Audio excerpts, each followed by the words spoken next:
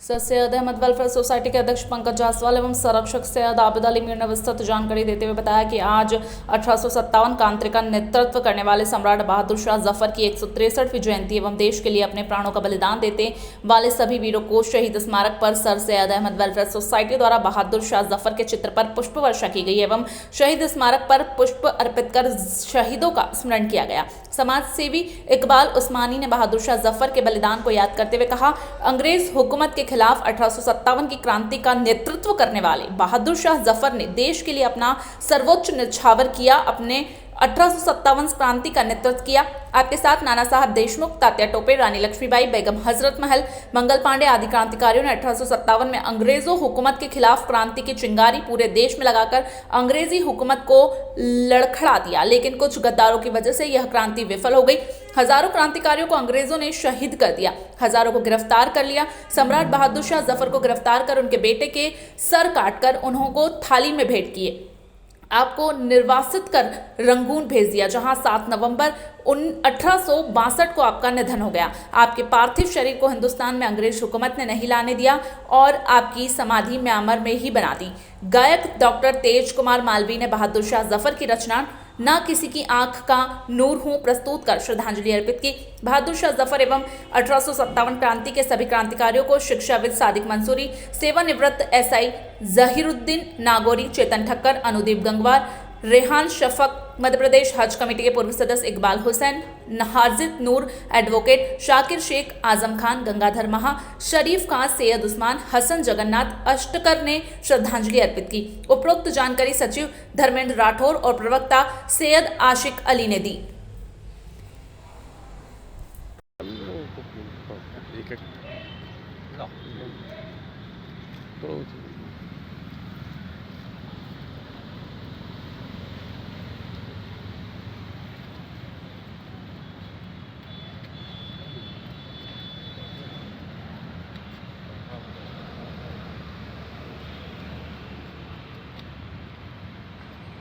पकड़ कैमरामैन के काम का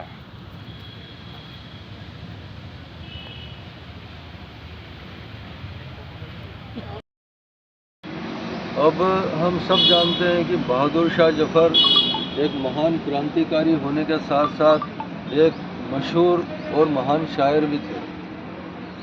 उनकी शायरी की एक गज़ल पढ़कर मैं उन्हें याद करता हूँ और उनको भावभीनी श्रद्धांजलि देता हूँ।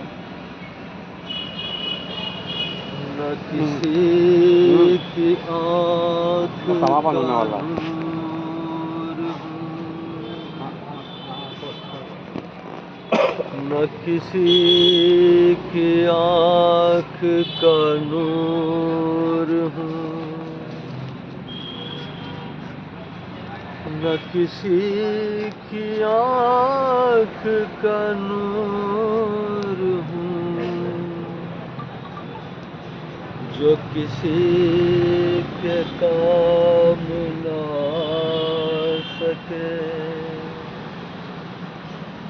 मैं वो एक मुश्त गुबार हूँ, न किसी की आँख का नूर हूँ। मेरा रंग रूप बिगड़ गया, मेरा यार मुझसे बिछड़ गया।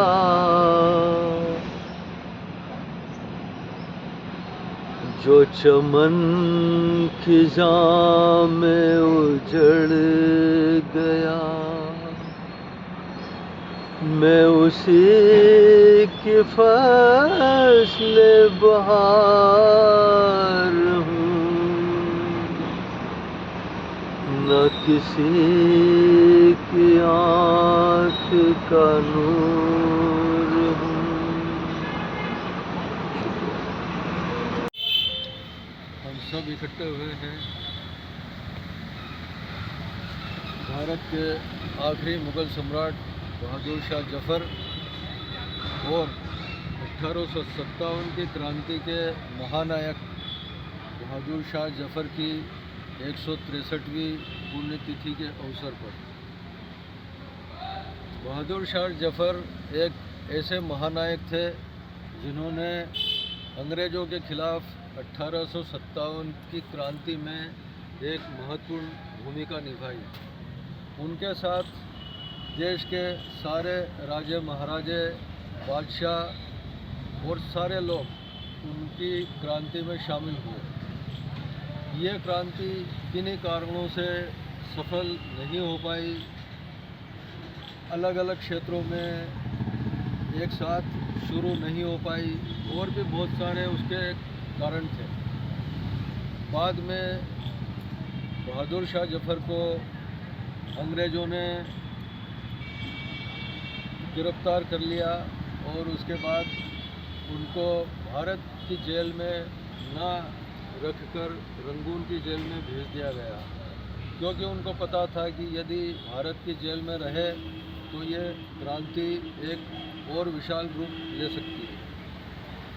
बाद में बहादुर शाह जफ़र पर अंग्रेज़ों ने कई अत्याचार किए। बवासीर, मस्सा, भगंदर और फिशर के माहिर बवासीर चाहे किसी भी तरह की हो, खूनी, मस्से और वादी, सबको आयुर्वेदिक चिकित्सा पद्धति से हमेशा के लिए खत्म कर दिया जाता है।